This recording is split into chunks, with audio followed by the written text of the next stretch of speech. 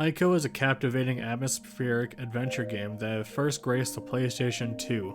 Developed by Team Ico and released in 2001, the game has garnered a cult following for its unique gameplay, minimalistic storytelling, and hauntingly beautiful aesthetics. At its core, Ico is a puzzle platformer that follows the journey of a young boy named Ico, who is born with horns and is deemed a bad omen by his village.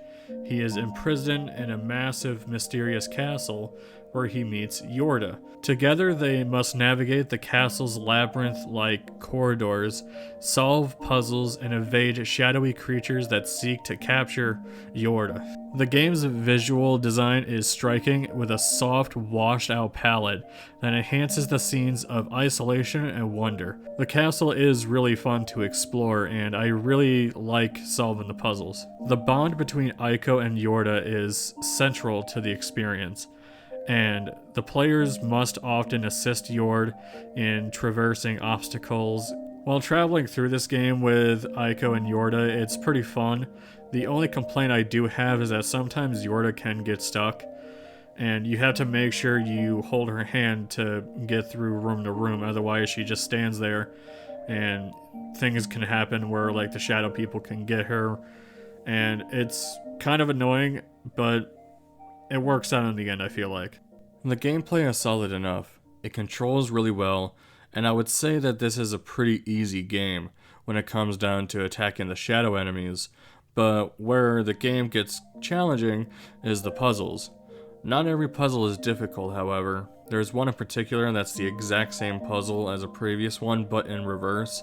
But other than that, the puzzles do require a lot of thinking, and while I would understand why people would look up some of the puzzles in this game, I really encourage you to take your time with the puzzles, use your skills to solve the puzzle on your own. Ico is notable for its minimalist approach to storytelling.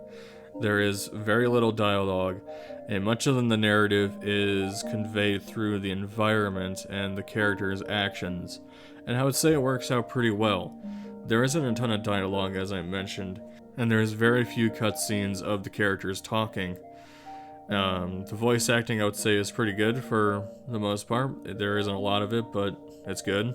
The music is also very minimalistic.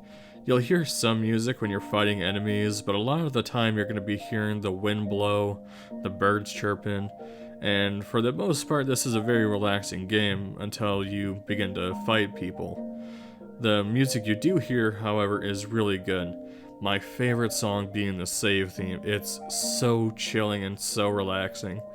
And every time I heard that song, I was just in a different world. I was in a trance. And it was so cool. The death song that you hear when you die is pretty brutal though. If I had to have one major negative for Ico, it would have to be the camera. A lot of the times the camera just didn't work out, or it would pan out far away while you're trying to do something.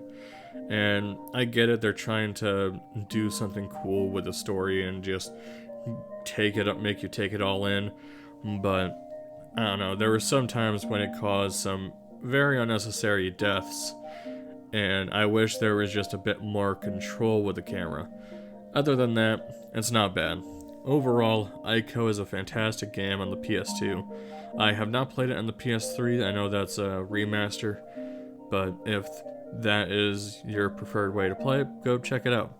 Either way, I do think Ico is worth checking out on the PS2 or PS3, or however you want to play it. Anyways guys, that's going to be it for me. Hope you enjoyed this video. Let me know down below on what you thought of Ico, and I will see you next time. Big thanks to Retro Hank, Nasty Canasty, Nightcaps and Nostalgia, Ash the Man, Miasma Senpai, and Warpbaits for supporting me on Patreon. You guys are awesome.